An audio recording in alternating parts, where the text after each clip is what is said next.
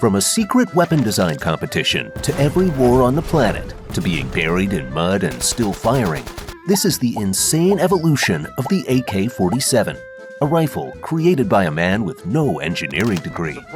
That's right.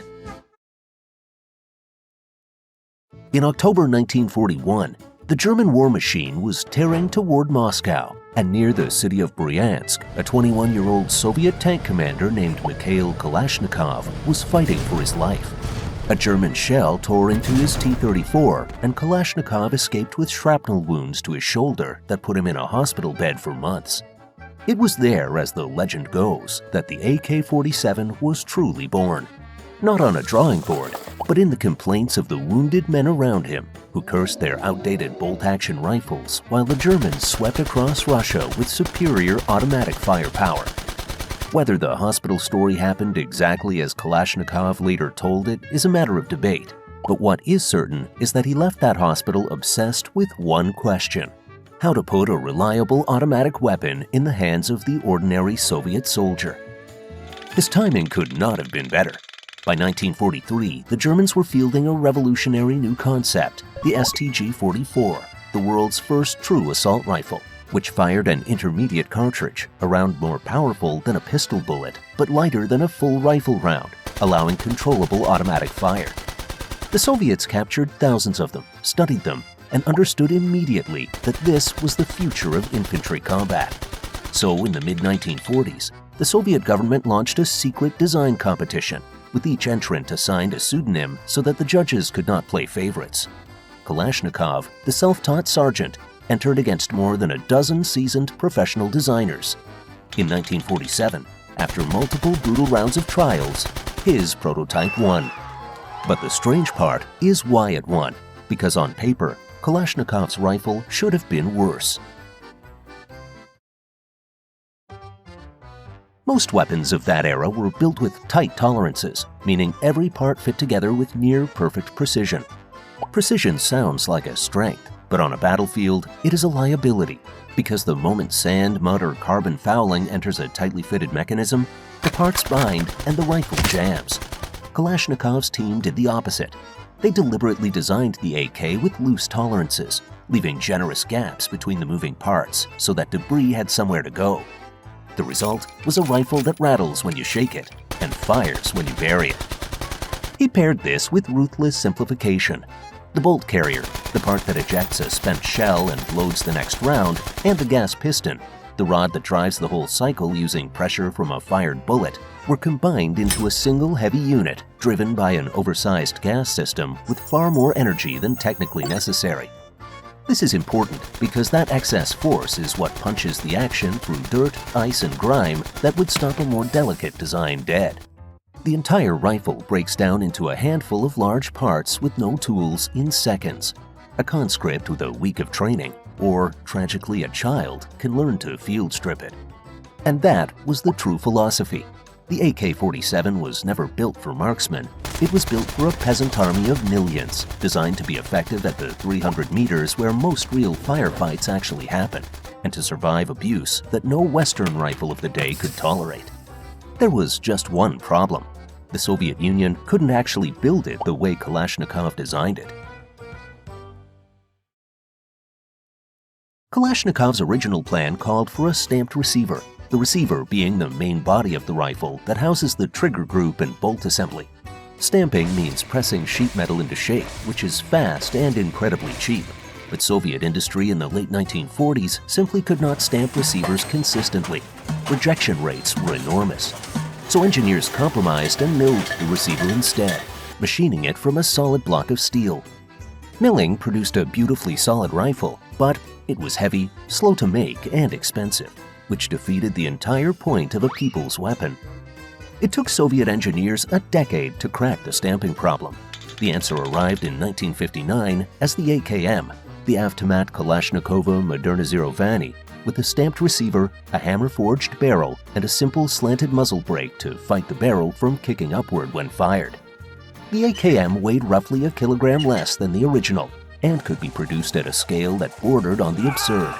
Factories across the USSR began turning them out by the millions. Here is the detail most people miss.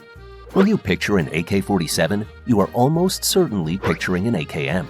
The true milled AK-47 was only the standard rifle for about a decade. The AKM is the version that conquered the world.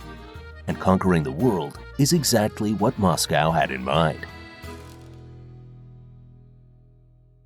Because a brilliant rifle does not become the most prolific weapon in human history on engineering alone, that takes politics, and the Cold War provided the perfect storm. When the Warsaw Pact formed in 1955, the Soviet Union standardized its allies on Kalashnikov's platform, but it could not possibly arm half the planet from its own factories. So Moscow did something no Western arms maker would ever do. It gave the design away. Licenses, and in many cases complete factories, went to Poland, East Germany, Hungary, Romania, Bulgaria, and beyond. China received the blueprints and began producing its own version, the Type 56, in numbers that may have eventually exceeded Soviet production itself. The strategy was twofold. Arming a friendly revolution cost Moscow almost nothing, and every nation firing Soviet pattern rifles became dependent on the Soviet bloc for ammunition, parts, and replacements, military aid that doubled as a leash. Then the proxy wars lit the fuse. In Vietnam, American soldiers carrying early jam-prone M16s reported pulling AKs from the mud and finding they still fired. Some Marines reportedly ditched their issued rifles for captured Kalashnikovs. From there, the rifle flooded into Africa's independence wars and the Middle East's endless conflicts until it stopped being merely a weapon and became an icon of revolution itself. Mozambique put the AK on its national flag in 1983, where it remains today. Hezbollah stitched it into its emblem. No other machine in history has been adopted as a national symbol by countries that never built it. But while its legend grew abroad, back home, the Soviets had spotted a problem. The Americans had leapfrogged them. The American M16 fired a small, hyper-fast 5.56mm bullet, and despite its early reliability disasters, the concept behind it was sound. A smaller bullet means less recoil, a flatter trajectory, and, critically, a soldier can carry nearly twice as much ammunition for the same weight. This is important because in modern infantry combat, volume of fire wins firefights. The Soviets studied the lessons of Vietnam and responded in 1974 with the AK-74, the same trusted Kalashnikov action rechambered for a new 5.45 by 39mm cartridge. Let me explain what that means.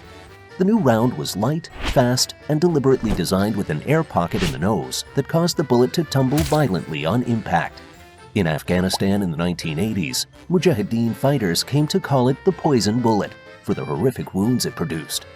The AK-74's distinctive muzzle brake also tamed recoil so effectively that automatic fire became genuinely controllable, something the original 7.62mm AK had always struggled with. The Kalashnikov had successfully reinvented itself for a new era. Then, in 1991, the country that created it ceased to exist. The collapse of the Soviet Union should have killed the Kalashnikov. Instead, the legendary Ishmash factory, today known as Kalashnikov Concern, went hunting for export cash and rolled out the AK-100 series in the 1990s. The same proven action dressed in black polymer furniture instead of wood, with folding stocks and chamberings to suit any customer, including NATO's own 5.56mm. It was the AK gone capitalist. The real modernization came with the AK-12, adopted by the Russian military in 2018.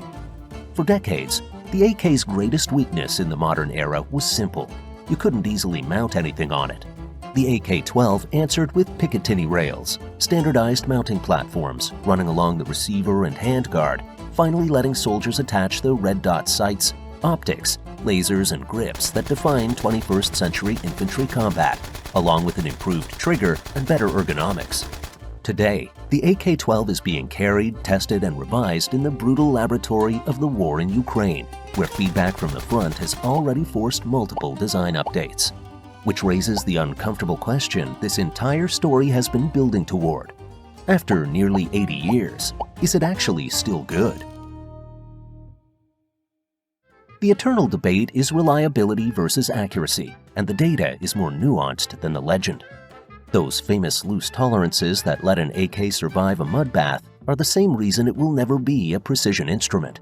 A standard AKM typically sprays its shot several times wider than a modern Western rifle, and past 300 meters, the difference becomes impossible to ignore. Modern tests have also punctured some myths. In carefully controlled torture tests, a well-made M16 pattern rifle with its tightly sealed action can actually resist fine sand and mud intrusion better than an AK with its generous openings, while the AK dominates in neglect.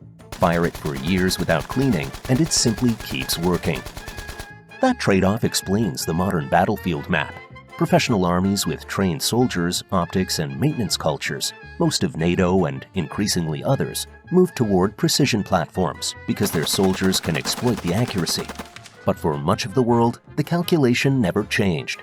Conscript armies, militias, and insurgents need a rifle that tolerates abuse, costs as little as a few $100s, in some conflict zones far less, and works in the hands of someone with almost no training. By most estimates, there are some 100 million Kalashnikov pattern rifles in circulation, roughly one for every 80 human beings alive.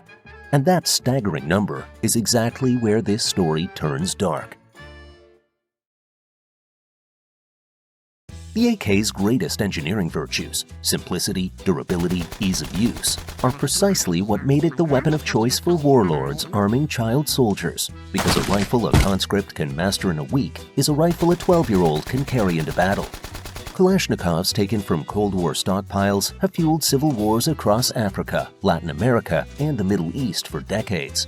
And researchers estimate AK pattern rifles are responsible for more deaths than artillery, airstrikes, and rockets combined in many modern conflicts.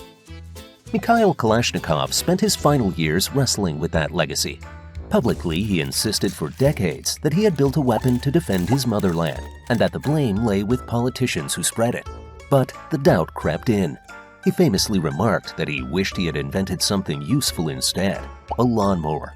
And months before his death in December 2013 at the age of 94, he reportedly wrote to the head of the Russian Orthodox Church asking whether he was personally responsible for the deaths his rifle had caused, calling his spiritual pain unbearable. The man who armed the 20th century died unsure if God would forgive him for it.